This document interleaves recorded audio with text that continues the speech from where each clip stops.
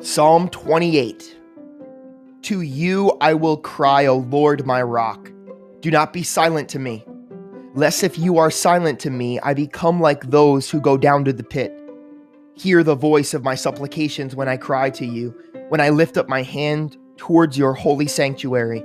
Do not take me away with the wicked and with the workers of iniquity, who speak peace to their neighbors, but evil is in their hearts. Give them according to their deeds and according to the wickedness of their endeavors. Give them according to the work of their hands. Render to them what they deserve. Because they do not regard the work of the Lord, nor the operation of his hands, he shall destroy them and not build them up. Blessed be the Lord, because he has heard the voice of my supplications. The Lord is my strength and my shield. My heart trusts in him, and I am helped. Therefore my heart greatly rejoices, and with my song I will praise. The Lord is their strength, and he is the saving refuge of his anointed. Save your people, and bless your inheritance. Shepherd them also, and bear them up forever.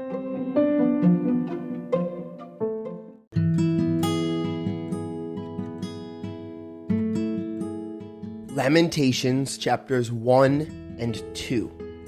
How lonely sits the city that was full of people.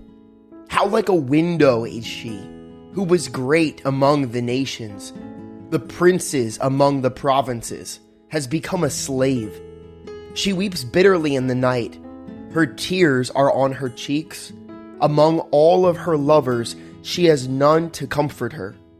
All of her friends have dealt treacherously with her. They have become her enemies. Judah has gone into captivity, under affliction and hard servitude. She dwells among the nations. She finds no rest. All her persecutors overtake her in dire streets. The roads to Zion mourn, because no one comes to set the feasts. All of her gates are desolate. Her priests sigh. Her virgins are afflicted, and she is in bitterness. Her adversaries have become the master.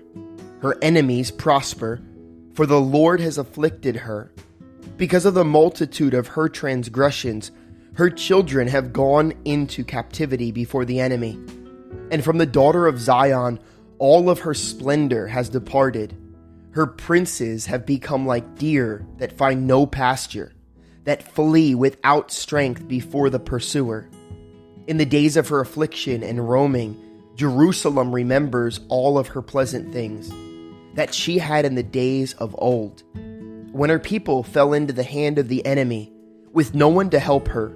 The adversaries saw her and mocked at her downfall. Jerusalem has sinned gravely, therefore she has become vile. All who honor her despise her, because they have seen her nakedness. Yes, she sighs and turns away. Her uncleanness is in her skirts. She did not consider her destiny. Therefore her collapse was awesome. She had no comforter. O Lord, behold my affliction, for the enemy is exalted. The adversary has spread his hand over all pleasant things. For she has seen the nations enter her sanctuary, those whom you command not to enter your assembly. All of her people sigh. They seek bread. They have given their valuables for food to restore life. See, Lord, and consider, for I am scorned.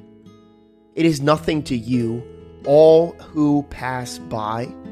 Behold and see, if there is any sorrow like my sorrow, which is brought on me, which the Lord has inflicted in the day of his fierce anger. From above he has sent fire into my bones, and it overpowered them. He has spread a net for my feet and turned me back. He has made me desolate and faint all the day. The yoke of my transgressions was bound. They were woven together by his hands and thrust upon my neck. He made my strength fail. The Lord delivered me into the hands of those whom I am not able to withstand. The Lord has trampled underfoot all of my mighty men in my midst. He has called an assembly against me to crush my young men. As the Lord trampled, as in a winepress, the virgin daughter of Judah. For these things I weep. My eye overflows with water, because the Comforter, who should restore my life, is far from me. My children are desolate because the enemy prevailed. Zion spreads out her hands, but no one comforts her. The Lord has commanded concerning Jacob that those around him become his adversaries. Jerusalem has become an unclean thing among them. The Lord is righteous, for I rebelled against his commandment. Hear now, all peoples, and behold my sorrow. My virgins and my young men have gone into captivity. I called for my lovers, but they deceived me.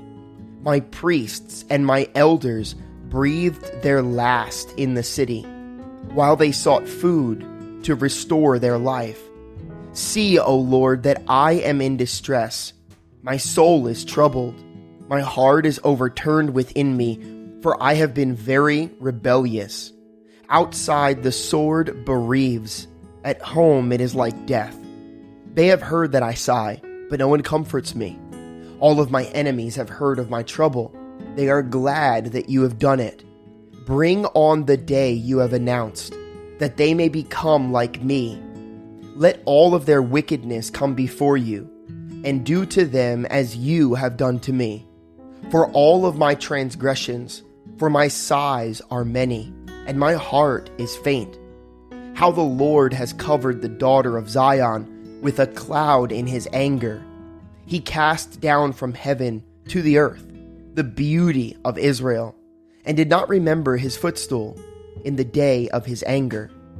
The Lord is swallowed up and is not pitied. All the dwelling places of Jacob. He has thrown down in his wrath the strongholds of the daughter of Judah. He has brought them down to the ground. He has profaned the kingdom and its princes. He has cut off in fierce anger every horn of Israel. He has drawn back his right hand. From before the enemy he has blazed against Jacob like a flaming fire, devouring all around. Standing like an enemy, he has bent his bow with his right hand like an adversary. He has slain all who were pleasing to his eye. On the tent of the daughter of Zion, he has poured out his fury like fire. The Lord was like an enemy. He has swallowed up Israel. He has swallowed up all of her palaces. He has destroyed her strongholds and has increased mourning and lamentation in the daughter of Judah. He has done violence to his tabernacle, as if it were a garden. He has destroyed his place of assembly. The Lord has caused the appointed feasts and Sabbaths to be forgotten in Zion. In his burning indignation, he has spurned the king and the priest. The Lord has spurned his altar. He has abandoned his sanctuary. He has given up the walls of her palaces into the hand of the enemy. They have made a noise in the house of the Lord as on the day of a set feast.